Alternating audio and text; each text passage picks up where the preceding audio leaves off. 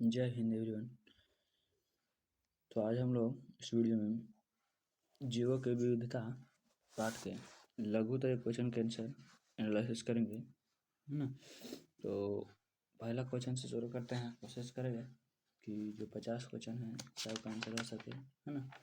तो हम serial number board question से मौखिक देंगे, अन्यथा आप देख सकते हैं कि इसमें जो पेज है उससे भी आपको लिखा हुआ प्राप्त होगा। ये जो पेज वाला है उस उत्तर जो है से गूगल का रहेगा और हम जो बोलेंगे उसमें जवाब हमारा रहेगा।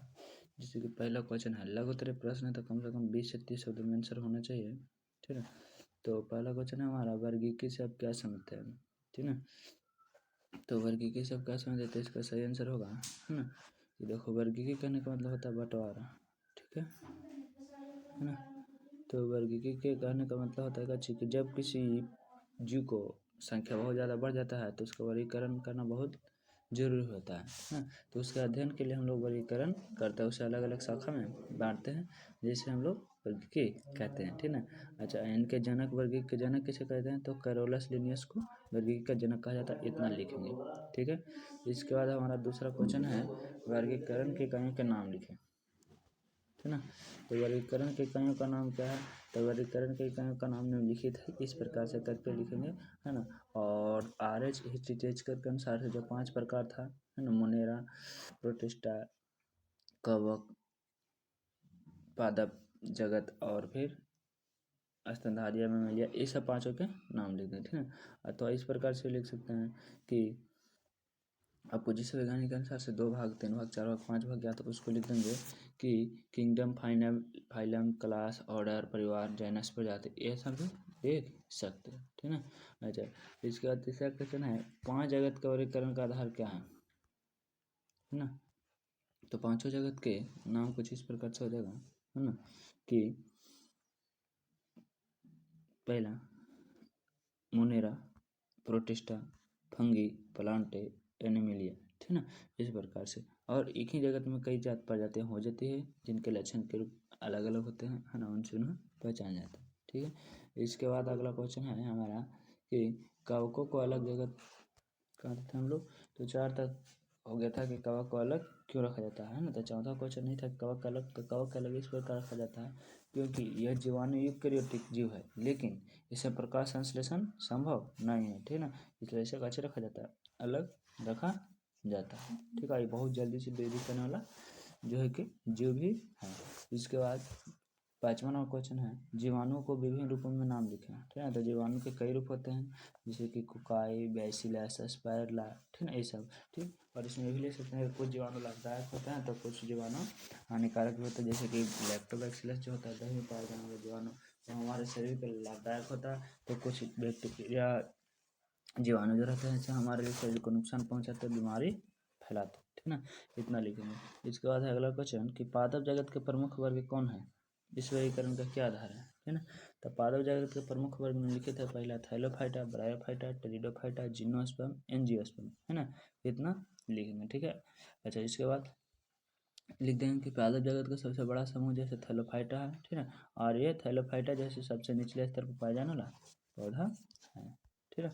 और इसके बाद का क्वेश्चन है कि 7वां नंबर क्वेश्चन, प्रोटिस्टा जगत, प्रोटिस्टा जगत में मुख्य रूप से किस जीवों के किस प्रकार में सम्मिलित किया गया है ना। तो प्रोटिस्टा जगत के मुख्य रूप से एकोस्कीय होता है, सरल होता है, यूकेरियोटिक होता है, और इसे प्रोटिस्टा में रखा गया है ना। प्रोटिस्टा जो है ना, प्रोटिस्टा जगत में रखा गया है, जिसमें कुछ होता है तो पैरामीशियम होता है, अमीबिया होता है, ठीक ना। और यूलिना और डाइटम, डाइटम सबसे छोटा कोशिका है जो जल के एक बूंद में भी पाया जाता है। इसके बाद वाला क्वेश्चन 8वां, थैलोफाइटा के 2 प्रमुख लक्षण लिखे थे ना। तो थैलोफाइटा के सबसे पहले लक्षण लिखेंगे कि ये यौन अंग एकोस्कीय और सरल होते हैं और ये आमतौर पर नम और गीले जगहों पर पाए जाते हैं, ठीक ना। प्रकृति होते हैं, स्वपोषी होते हैं, इसका जनन तंत्र अस्पष्ट होता है, इस प्रकार से कोई 2 गुण लिख देंगे, ठीक ना। अच्छा, नहीं तो आप फिर इमेज से देख करके और कुछ बातें लिख सकते हैं। इसके बाद है कि थैलोफाइटा का 9वां नंबर क्वेश्चन है, ब्रायोफाइटा एवं टेरिडोफाइटा के बीच 2 मुख्य अंतर, ठीक ना। तो ब्रायोफाइटा और टेरिडोफाइटा के बीच 2 के अंतर, पहला अंतर है ब्रायोफाइटा गैर संवहनी पौधे हैं जबकि टेरिडोफाइटा संवहनी पौधे होते हैं। ब्रायोफाइटा में वाहिका तंत्र की कमी होती है जबकि टेरिडोफाइटा में उचित वास्कुलचर होता है। ये दोनों अंतर लिख देंगे। इसके अलावा और भी अंतर लिख सकते हैं, लेकिन 2 अंतर बोल रहा है तो 2 ही अंतर लिखेंगे यहाँ पर। 10वां नंबर में किस आधार पर फेंडोगेमस को 2 भागों में विभाजित किया गया है, ठीक ना। तो फेंडोगेमस को बीज के अवस्था में 2 भागों में बांटा गया है, एगो जिम्नोस्पर्म एगो एंजियोस्पर्म, ठीक ना। इतना ही लिखना है। इसके बाद कहता है कि संघ एस्केनमेंथिस नेमाटोडा को 3 विशेषताओं का लिख कीजिए, ठीक ना। अच्छा, तो एस्केनमेंथिस को नेमाटोडा कहते हैं, ठीक है। तो नेमाटोडा की विशेषता होता है कि यह उत्तक स्तरीय संगठन प्रदर्शित करते हैं और पौधा जानवर दोनों के परजीवी होते हैं। नेमाटोडा के पास एक तंत्रिका तंत्र होता है ना, और इसका ट्यूबुलर होता है, इसका शरीर लंबा होता है, पतला होता है, बाल जैसा। ये सभी कोई 3 विशेषता लिख देंगे, ठीक ना। जैसे में हो सकता है कौन, हुकवर्म, पिनवर्म और फिर इत्यादि कर देंगे। नेक्स्ट क्वेश्चन जो हमारा है 12 का है। 12 नंबर क्वेश्चन कहता है संघ ऑर्थोपोडा के 3 प्रमुख लक्षण का उल्लेख करें, ठीक है। संघ ऑर्थोपोडा के लक्षण लिखेंगे कि शरीर त्रिकोशीय होता है, खंडित होता है ना, और फिर इसका शरीर द्विपार्श्व सममित होता है, और जल तथा स्थल सभी प्रकार के वास स्थानों पर पाए जाते हैं, ठीक ना। इतना देखेंगे। इसके बाद वाला क्वेश्चन है मछलियों के विशेषता का उल्लेख करें। तो इससे तो आप पहली बार परिचित होंगे कि मछलियों का विशेषता क्या होता है। ये जलीय होते हैं, कशेरुकी होती है, इनके रीढ़ में हड्डी होती है ना। मछलियों के पंख होते हैं और अधिकांश मछलियों में चूई होता है, जैसे सल्क कहते हैं वो भी लिख सकते हैं। मछलियाँ के खून जो होते हैं ठंडे होते हैं, ये हमेशा पानी में रहते हैं, है ना। कुछ चपटी होती है, कुछ है ना। ये सब में मछलियों में गल फड़ा पाए जाते हैं। इसका रंग जो होता है सब वातावरण के अनुसार होता है।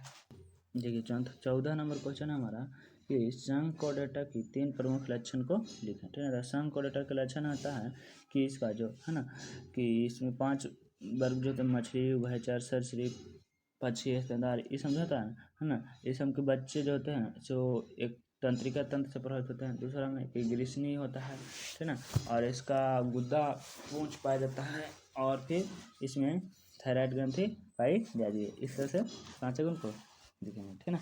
इसके बाद वाला क्वेश्चन है कि वर्ग मैमेलिया के 4 विशेषता, हाँ। तो वर्ग मैमेलिया के तो पहले गुण है कि नियत तापी होते हैं, त्वचा या बाल या रोम होता है इनके शरीर पर, बाहरी कान दिखाई देता है, और इसमें स्तन पाए जाते हैं, ठीक ना। इसके बाद नवजात पोषण के लिए दूध का उपयोग करते हैं, ठीक ना। और ये कशोरकी होते हैं, उन्हें किरीट की हड्डी पाए जाते हैं। शरीर के बाल, कान के मध्य 3 हड्डियाँ होती हैं, है ना। इस तरह से देखेंगे 5 गुण। अगला क्वेश्चन है कि द्विपार्श्व सममित जंतु से आप क्या समझते हैं, है ना।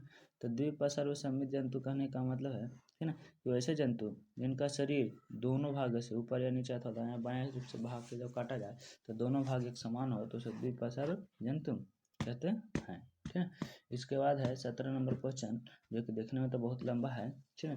17 नंबर क्वेश्चन का है कि जीव विज्ञान की शाखा जिसके अंतर्गत जीवों का वर्गीकरण तथा जैविक नामकरण एवं उससे संबंधित सिद्धांतों का अध्ययन किया जाता है, क्या कहलाता है। तो परिभाषा दी हुआ है, तो इसे कैसे कहते हैं, जैव विविधता कहते हैं, है ना। कैसे कहते हैं, जीवों की शाखा जिसके अंतर्गत जीवों के वर्गीकरण तो उसका नामकरण है, उससे संबंधित सिद्धांत होते हैं, इसे कैसे कहते हैं, तो जैविक वर्गीकरण अथवा जीवों की विविधता कहते हैं, ठीक है। अच्छा, इसके बाद वाला क्वेश्चन है 18 में, पृथ्वी पर जीव की उत्पत्ति सर्वप्रथम लगभग कितने वर्ष पहले हुई थी, ठीक ना। तो इसके में लेकर के वैज्ञानिक सबका अलग अलग मत होता है। कोई कहता है कि 3 से 4 अरब साल पहले हुआ था, तो कोई 4.5 अरब साल पहले हुआ था, ठीक ना। तो इसमें लगभग करके जब भी आंसर देंगे तो लिखेंगे कि पृथ्वी पर जीवन की शुरुआत सूक्ष्म जीवाणु से हुआ था, जो समुद्र की उत्पत्ति से माना जाता है। इसमें लगभग आज से 3 अरब से 4 अरब पहले हुआ था, इस प्रकार से, ठीक ना। इसके बाद ना क्वेश्चन नंबर 19, क्लोरोफिल वर्णक विहीन पौधों को किस जगत में रखा जाता है, ठीक ना। तो क्लोरोफिल पौधों में क्लोरोप्लास्ट पाया जाता है, इसे लिखेंगे, है ना, जो कि प्रकाश संश्लेषण प्रक्रिया करने में मदद करता है, ठीक। और इसमें एक रासायनिक जो होता है, इसके क्लोरोफिल होने के कारण पत्ता कैसा दिखता है, हरा दिखता है, इतना लिखेंगे इसको। इसके बाद वाला क्वेश्चन है कि जीवों में 5 जगत वर्गीकरण किस वैज्ञानिक के द्वारा स्थापित किया गया था, है ना। तो 5 जगत जो दिया गया था R.H. विटेकर द्वारा दिया गया था 1969 में, ठीक है। इन्होंने 5 जगत में बांटा था, पहला मुनेरा, दूसरा प्रोटिस्टा, तीसरा फंगी, चौथा प्लांटी और 5वां एनीमिलिया, इतना लिखेंगे, ठीक है। जबकि सबसे पहले अरस्तु ने 2 भाग में बांटा था, पादप समूह और जंतु समूह, ठीक। इसके बाद 20 नंबर क्वेश्चन है, जीवों के 5 जगत के वर्गीकरण किस वैज्ञानिक के द्वारा स्थापित किया गया है, ठीक ना। 25 तक इस पे करेंगे, 25 के बाद फिर अगला पार्ट में 25 निकालेंगे क्वेश्चन के आंसर। 20वां नंबर क्वेश्चन है कि जीवों के 5 जगत के वर्गीकरण किस वैज्ञानिक के द्वारा स्थापित किया गया था, ठीक ना। तो देखो जीवों के जगत में क्वेश्चन फिर से पढ़ते हैं। जीवों के 5 जगत वर्गीकरण किस वैज्ञानिक के द्वारा स्थापित किया? तो RS व्हिटेकर द्वारा, है ना। वही क्वेश्चन को तो फिर से दोहरा के कर दिया, ठीक है, कि 5 जगत किसने कहा था? तो RS व्हिटेकर द्वारा, ठीक है। अच्छा, इसके बाद है 21वां नंबर क्वेश्चन। वैसे सूक्ष्म जीव जिनके कोशिकांग झिल्ली से घिरे नहीं होते हैं क्या कहलाते हैं? ठीक है ना। तो जिनके कोशिकांग झिल्ली से नहीं घिरे होते हैं उन्हें माइकोप्लाज्मा कहा जाता है ना। ये बहुत छोटे होते हैं, जिन्हें नंगी आंखों से नहीं देखा जा सकता, है ना। ये उपयोगी भी हो सकता है और हानिकारक भी हो सकता है। और सूक्ष्म जीव तो सर्वव्यापी होता है, अर्थात मिट्टी में, जल में, हमारे शरीर के अंदर, हवा में, सब जगह पाए जाते हैं, ठीक है ना। अच्छा, इसके बाद वाला क्वेश्चन हमारा 22 नंबर में, बीज रहित पौधे को पादप जगत के किस उपजगत में रखा गया? ठीक है, तो बीज रहित पौधे, ठीक है, बीज रहित पौधे कहने को लगा कि बीज उसमें नहीं पाया जाता, ठीक है ना।